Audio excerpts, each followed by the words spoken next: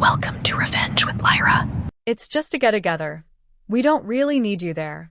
That's what my mom said when I asked about my brother's engagement party. Not can't come. Not limited seats. Just don't need you. I stared at my phone, the text glowing like a slap to the face. My name is Emery Wren, I'm 28. And if you think you know how this ends, stay tuned. Because this isn't a story about missing a party. It's about realizing you were never invited to any of it. What happens when the people who raised you forget you were part of the story? I packed a small bag, booked a last-minute solo trip to the coast, and left without telling anyone where I was going. No goodbye. No drama. Just silence. For the first time in years, I slept in a bed that didn't have memories stitched into the walls. I walked barefoot along the shoreline. I ate breakfast alone in a tiny cafe where no one knew my name. And for the first time in forever, I felt peace. Until my phone started vibrating. One call, then 5, then 32. From Mom, from Dad, even from my brother's fiancé. Then the messages started flooding in. Please come back. Something happened. We need you. Emery, please pick up. I stared at the screen, heart pounding, unsure whether to be afraid or vindicated. And then one final message came in, this time from my cousin. They should have never treated you like that. Now they're begging you to come home. You need to see this. That's when I knew something went very wrong at the party I wasn't needed at. And whatever it was, it had just made me the most important person in the entire family. You said. I didn't respond right away. Instead, I stared out at the water, silver tides curling beneath a lavender sky, wondering how fast love turns into leverage. By noon, I had 26 missed calls. By 3 p.m., it was 57. And then a video came through. No caption. Just 12 seconds. In it, my mom was screaming. Not yelling, screaming. The phone was shaky, chaotic. Behind her, flames licked the sky. Guests were crying. My brother, Caleb, was bent over in a tux, throwing up beside a burning archway. My thumb hovered over the replay button. I knew that garden. It was the family estate, the one my parents kept saying they couldn't afford to maintain, right before they told me they were helping Caleb buy his second home. So the engagement party had been there. Big, lavish, full of sparkle. And it had gone up in flames. Literally. Still no explanation. Then came a voice memo from Dad, his voice rough like he'd aged 20 years in 10 hours. Please. Just call me. We're all at the hospital. It's about your brother. And the police, they're asking for you. Police? What could I possibly have to do with this? Unless, my jaw tightened. I remembered what I'd done 2 weeks ago. A signature. A form. A quiet legal document I'd submitted online in the middle of the night. They didn't know. No one did, not yet. And if I was right, then something they relied on, something huge, wasn't in their name anymore. It was in mine. Suddenly, my quiet solo trip didn't feel like an escape. It felt like a countdown. And they weren't calling me back for comfort. They were calling because they just realized I was holding the fuse. You said. By the time I pulled into the hospital parking lot, the sun had dipped beneath a haze of gray clouds. Inside, the waiting room looked like a funeral in slow motion. My mother, the woman who once told me I was too emotional for real family events, ran toward me like I was oxygen. Oh, thank God, she sobbed. Emery, we didn't know. We didn't know it was your name on the venue contract. There it was. The slip. The thing they were trying to avoid saying. I blinked at her, deadpan. You mean the contract I paid for? She faltered. Her lips trembled. I thought you were just helping with the paperwork. Because help is all I'm good for, right? Behind us, a nurse called out for a Dr. Feynman. Voices echoed. Machines beeped. But I stayed locked on my mother's face. The panic, the calculation. It wasn't guilt. It was fear. Because the truth was this. The venue they used for the engagement party? It was mine. I bought it 6 months ago under an LLC. Quietly. Legally. They thought I was playing entrepreneur. But while they planned sparkle-drenched parties, I'd been signing ownership papers with lawyers they didn't even know I hired. Which meant, the fire that broke out during Caleb's party? The liability was mine to report. And the insurance? Mine to claim. And any legal investigation? Also mine to answer for. Is Caleb okay? I finally asked. Mom nodded. Smoke inhalation. But there's talk of lawsuits. Guests are threatening to sue. We just need you to say you loaned the space. Stop. I pulled out a folder. Inside, proof of ownership, permits, fire inspection dates. This isn't a loan, I said. This is a reckoning. And that's when I saw it.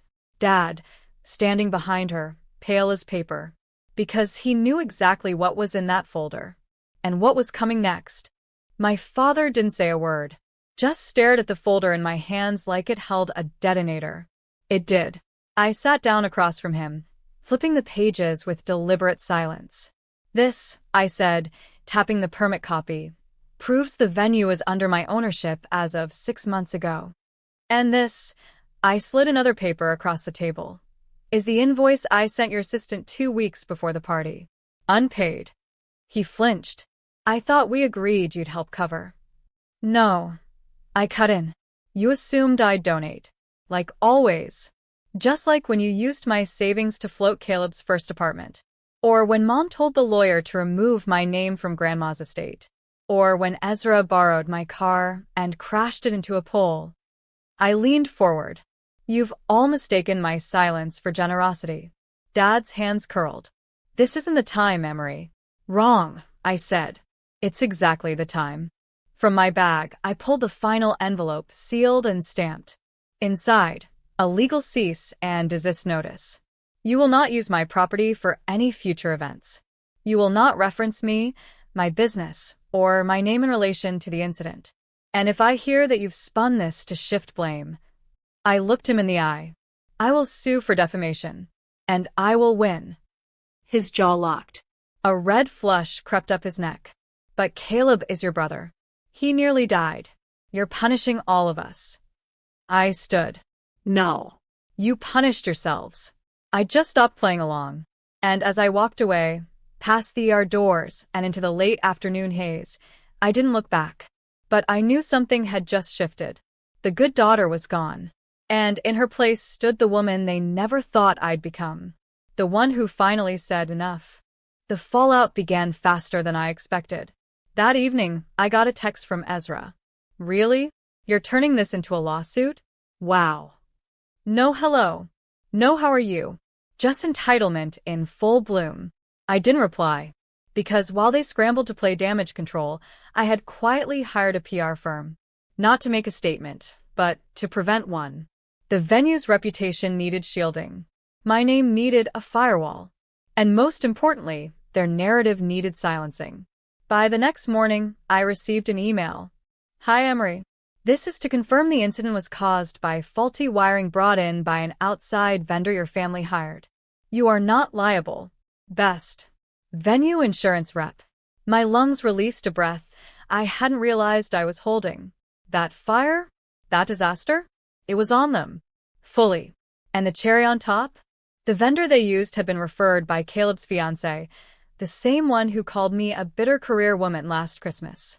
Now they were scrambling to cover their legal costs, medical expenses, and PR crisis, all while discovering they were not covered under my insurance policy. Because they weren't listed. Because they didn't ask. Because they assumed. Again. 2 days later, my father showed up at the cafe I sometimes worked from. He didn't order anything. Didn't sit. Just stood across from my table and said quietly, "We're not bad people, Emery. We were just celebrating Caleb. We didn't mean to hurt you." I looked up from my laptop. "You didn't mean to hurt me, Dad. You just didn't care if you did." He didn't respond. And this time I didn't give him space to. Because there's a difference between burning bridges and building a fire to keep yourself warm. By Friday, I'd done something I never imagined. I reopened the restaurant. Not for business. Not for guests. But for me. I lit a single candle in the center of Table 7, the table I'd reserved for my family during the grand opening. The same one that stayed empty. I sat down with a plate of lemon pasta, a glass of wine, and silence that tasted like healing. The door stayed locked. The music was soft jazz, the air was warm, and every flicker of the candle reminded me. They missed this. Not me. They chose to prioritize Ezra's job title over my live stream. And now? Ezra was trending on local news, not for a promotion, but for possible negligence. Turns out, one of the guests he invited to the engagement party had posted an Instagram story mid-fire, tagging the vendor, joking about skipping permits. The video went viral. My lawyer said I could have taken advantage of it, flipped the narrative entirely. But I didn't. I didn't need revenge. I needed space. That weekend, I posted a quiet update on my business page. To everyone who's ever been overlooked, unseen, or erased, this place is for you. We're reopening next Friday. Soft music. Real food. No fake smiles. Come as you are. Emery. The post exploded. Comments. Shares. Emails. People telling me how they'd been the black sheep, the forgotten sibling, the backup friend. People telling me they'd be there. And for the first time in years, I felt it. Not hope, not pride, but wholeness. Because sometimes the family you build from ashes is far more sacred than the one that tossed the match. And mine was just beginning to arrive. The line wrapped around the block. People, strangers, old classmates, single moms with toddlers, gray-haired couples holding hands, all waiting for a table at my place. A soft glow poured from the windows. Inside, the air smelled of rosemary, lemon, and warm bread. No velvet ropes. No reservations. Just heart. And somewhere between Table 2's shared laughter and Table 9's quiet tears over creme brulee, I realized I'd done it. Not the restaurant. Not the full tables or 5-star reviews. But this, creating a place where forgotten people felt seen. Mid-shift, my phone buzzed. A photo from my cousin. My parents' house. Ezra standing at the porch. Caleb in the background, pacing. Mom sitting on the steps, head in hands. Below it, they're fighting again. Mom keeps saying you should have invited them tonight. I stared at the image. The people who couldn't be bothered to show up for my dream, now aching to be part of its light. But they were no longer the fire I danced around. I didn't reply. I didn't need to. That night, as I locked the restaurant and stepped into the soft hum of city silence, I passed a woman waiting by the gate. She looked familiar. Older. Tired. Holding a wrapped box in her hands. Emery, she said. I used to babysit you. Your mom told me you opened this place. I just wanted to see it once. I opened the door again. For her. Because not every visitor from the past comes to take. Some arrive to remind you. You were always meant to rise. As she walked inside, her eyes filled with tears.